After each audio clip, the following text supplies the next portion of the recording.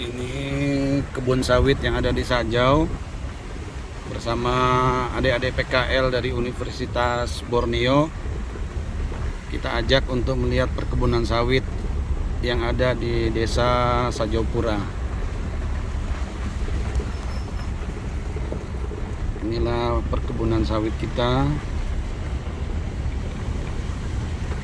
yang kita tanam secara bertahap. Ada yang umur 11 tahun, ada yang umur 5-6 tahun. Inilah penanaman kebun sawit kita yang ada di Desa Sajaupura. Ya. Penanaman sawit yang kita buka lahannya ini kurang lebih 1-2 bulan yang lalu. Sekarang sudah tahap penanaman, ya. Kita menanam di lahan baru dengan bibit ini. Kita siapin bibit-bibitnya ini, ya. Kita nggak tahu bibit-bibitnya apa, tapi ini adalah bibit unggul dari perusahaan KP, ya. Kayan Plantation, ya. Ini bibit-bibitnya. Jadi bibit ini nanti segera kita tanam sudah nanti ini. Jadi buka lahan, land clearing, selesai tanam. Nah, ini proses penanaman yang sudah mulai ditanam ini. Sudah berapa hektar yang ditanam Pak Tahang totalnya? 25 hektar yang sudah ditanam di lahan baru sebagai persiapan peremajaan, ya. Ini total ada 40 yang kita buka terakhir ini, totalnya ada 40 yang sudah ditanam 25. Nah, ini lebih di bibitnya nih, ya. Jarak tanamnya sudah diperbaiki apa tahannya? Iya. Berapa meter?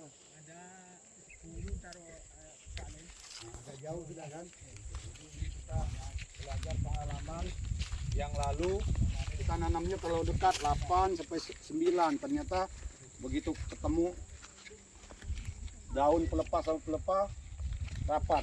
Jadi itu mengurangi pertumbuhan pohon sawit. Jadi jarak tanam ideal tuh yang paling bagus 10 meter. 9 sampai 10 meter jarak tanam, ya. Nah, ini kita buat teres siring. Jadi lahannya kita buat di teres, ya.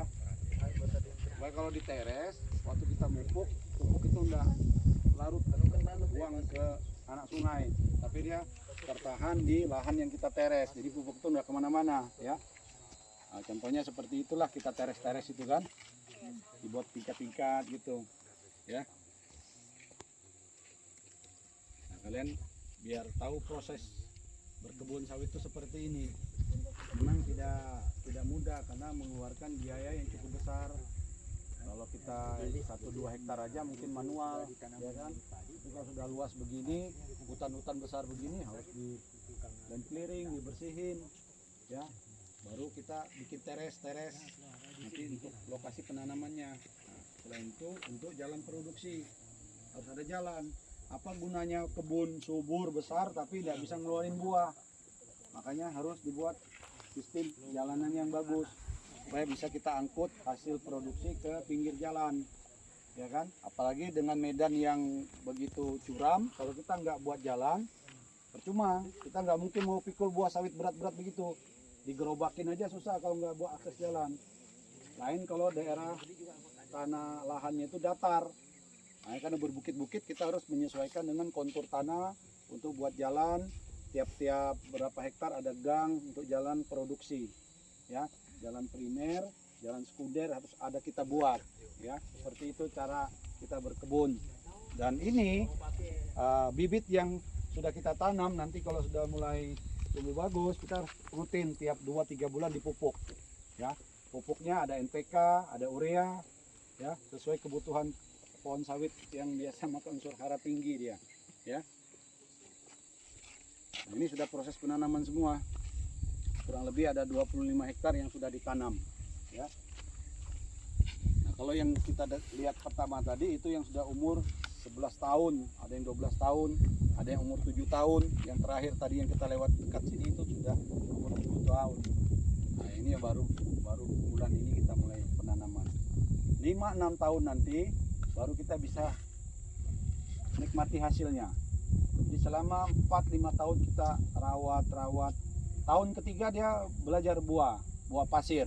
Tapi buah pasir itu tidak bisa kita maksimal harga jualnya, pasti jatuh karena kadar minyaknya masih rendah. Nanti di atas 5 tahun sampai 10 tahun, nah itu baru kadar buahnya itu punya nilai kadar minyaknya paling bagus. Nah itu makin tinggi tahunnya, di atas 10 tahun, harga standar buahnya harganya semakin bagus. Jadi yang harga 4 tahun, 5 tahun itu paling rendah. Misalnya 1000, misalnya yang umur 3 tahun, nanti umur 4 tahun 1100, umur yang 5 tahun 1200, umur yang 6 tahun naik sampai yang maksimal di atas umur 10 tahun. 10 sampai 20 tahun itu harganya paling top. Jadi 10, 11, 12 sampai 20 tahun harganya sama. Itu yang dibuat standarnya oleh Dinas Perkebunan Provinsi Kaltara. Jadi mulai dari 5 tahun, 6, 7 itu tarifnya beda-beda, tapi di atas 10 tahun sampai 20 tahun itu flat sudah.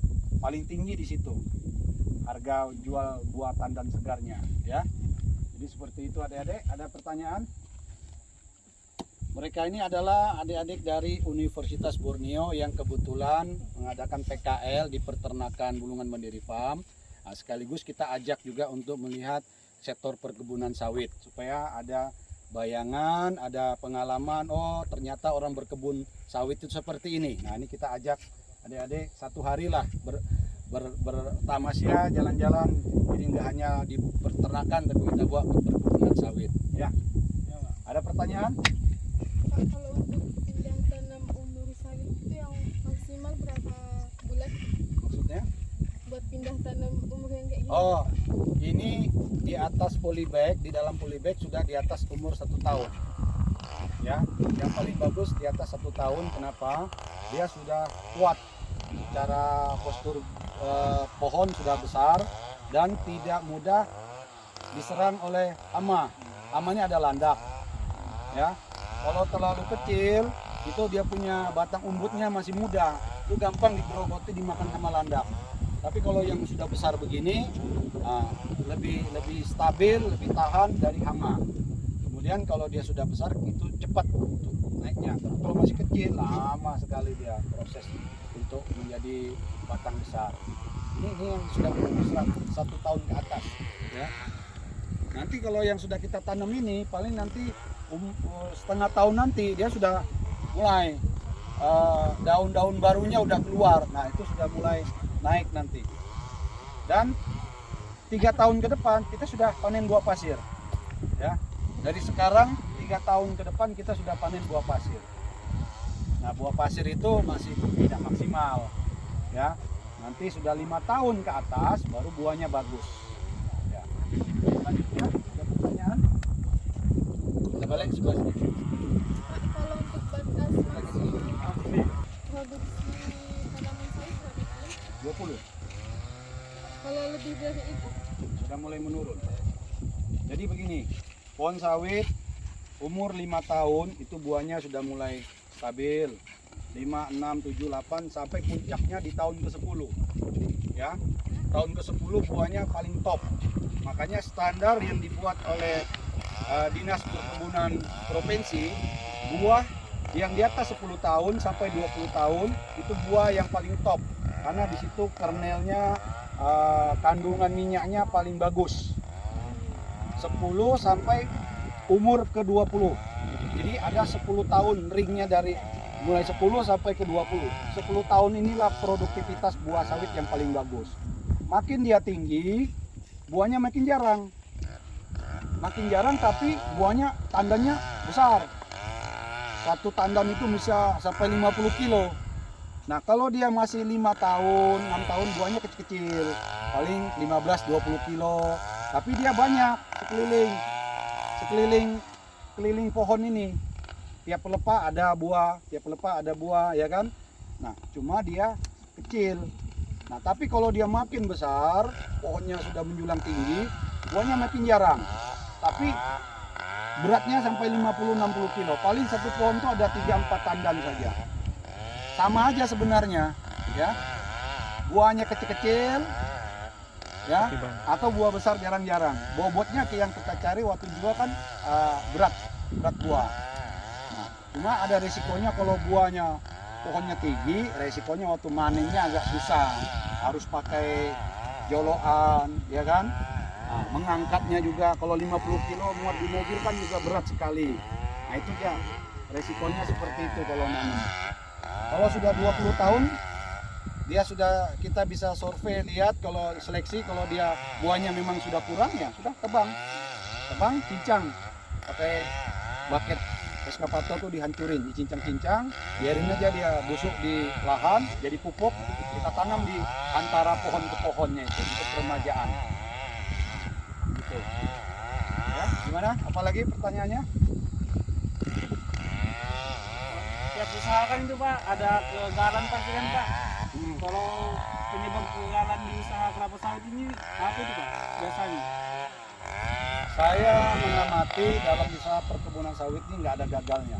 Gagalnya satu aja, hasil buah sawit yang kita jual pas dijual harganya jatuh murah. Itu banyak faktor penyebabnya. Seperti yang sekarang ini produktivitas buah sawit meningkat. Nah, sebulan 2 bulan yang lalu edaran pemerintah tidak boleh ekspor. Karena tidak boleh ekspor, jadi hanya berlaku di dalam lingkungan Indonesia kan. Waktu itu gejolak minyak goreng kan, sehingga nggak boleh ekspor. Karena nggak boleh ekspor, sekarang banjir buah sawit. Bahkan di pabrik-pabrik sekarang tangki-tangki CPO-nya penuh. Nah barulah oleh pemerintah dibuka keran untuk bisa ekspor keluar. Nah kalau sudah ekspor, sudah ini tangki kosong, otomatis pabrik TBS, pabrik sawit CPO sudah bisa menerima buah-buah masyarakat. Nah itulah baru nanti bisa harga tarifnya lebih tinggi, ya kan? Itu hukum dagang ya. Kalau stok banyak, harga murah, ya kan? Kalau stoknya sudah kurang, buahnya diperlukan, nah pasti harganya lebih stabil lah. Kalau kegagalannya minim sekali, yang jelas menanam pohon sawit harus punya modal yang mumpuni. Ya kenapa saya bilang mumpuni? Ya mulai proses buka lahan, proses menanam, merawat, ya pengadaan bibit, merawat, memupuk, itu kita tahun kelima baru ada hasil. Tapi setelah 5 tahun ke atas, kamu tinggal santai-santai di rumah aja, tiap bulan bisa panen, tiap bulan ada hasil. Jadi ini investasi jangka panjang, ya. Nah, kalau kamu mulai nanam sekarang, 10 tahun nanti kamu sudah jadi milioner. Kalau punya 10 hektar, 20 hektar, kamu sudah bisa nikmati, ya. Tahun lagi jadi bapak. Ya. Jadi berangan-angan saja kalau kalian di tempat tinggal kalian masing-masing, di kampung ada lahan, ya pikir mau peternakan oke, mau perkebunan oke, karena ini adalah investasi jangka panjang. Dan ini sampai 50 tahun ke atas, saya yakin dan percaya manusia membutuhkan sawit. Kenapa? Satu, minyak goreng pasti tetap dibutuhkan. Kedua, biodiesel, ya,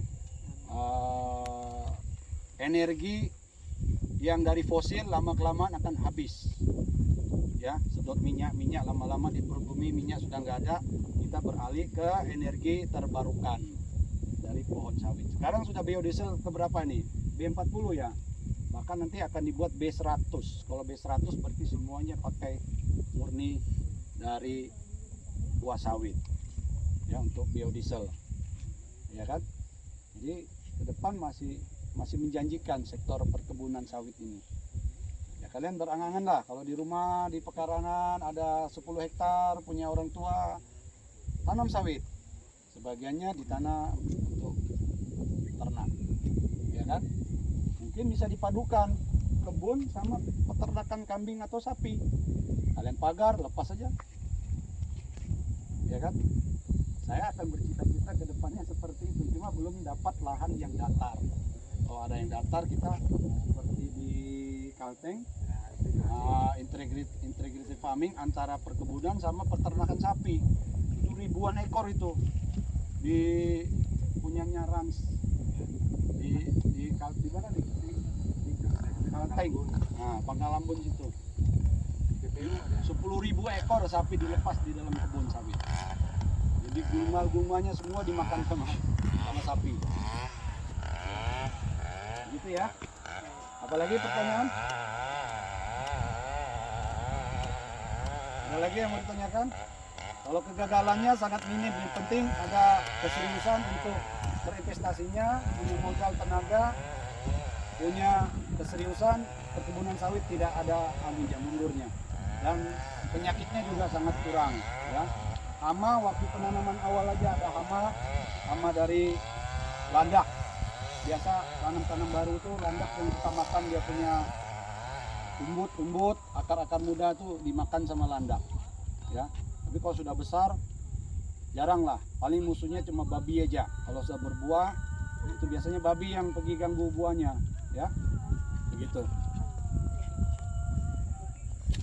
Gimana? Sudah? Cukup? Cukup Pak. Salam pertanian maju, mandiri, modern.